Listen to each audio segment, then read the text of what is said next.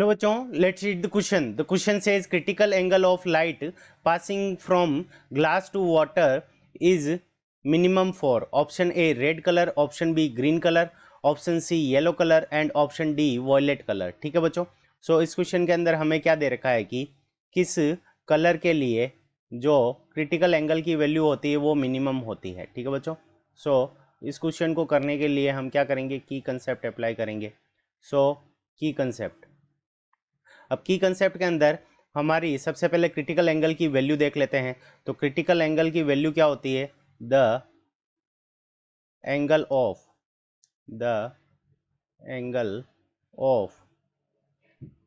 The value of, ठीक है बच्चों sir, the value of angle, यहाँ पे क्या आएगा, the value of angle, the value of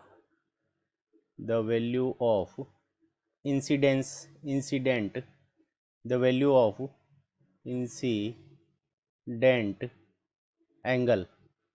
ठीक है बच्चों, जो इंसिडेंट एंगल होता है उसको हम किससे रिप्रेजेंट करते हैं, थीटा आई से रिप्रेजेंट करते हैं। The value of incident angle theta I for which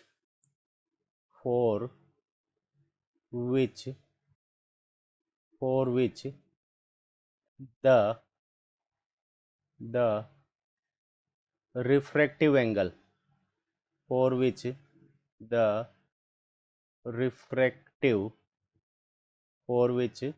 the refractive angle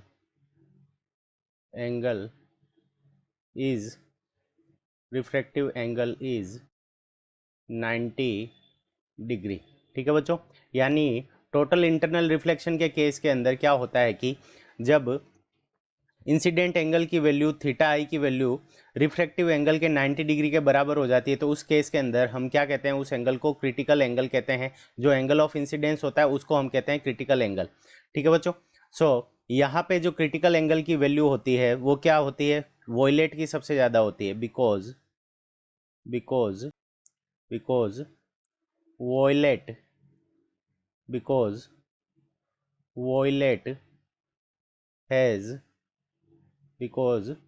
violet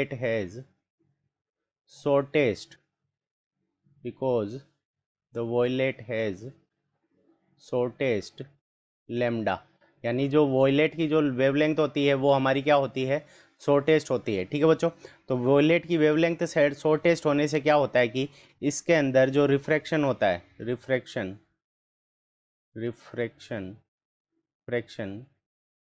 highest होता है। ठीक है बच्चों, तो इसके अंदर जो रिफ्रैक्शन होता है वो हाईएस्ट होता है और इसकी रिफ्रैक्टिव इंडेक्स क्या होती है, हाईएस्ट होती है। ठीक है बच्चों, सो रिफ्रैक्शन हाईएस्ट, तो हाईएस्ट रिफ्रैक्शन होने के कारण क्या होता है कि ये जल्दी से क्या होता है, बेंड हो जाता है, ज़्यादा बेंड होता है। ठीक है बच्चों, तो इस कारण इसका जो क्रिटिकल एंगल की वैल्यू होती है, यानी छोटे से एंगल पे भी अगर इसको डालते हैं तो ये क्या हो जाता है, इसके अंदर बेंड ज़्यादा होता है, इसलिए इसका क्रिटिकल एंगल लोएस्ट रहता है। तो इसको हम डायग्राम से समझ लेते हैं।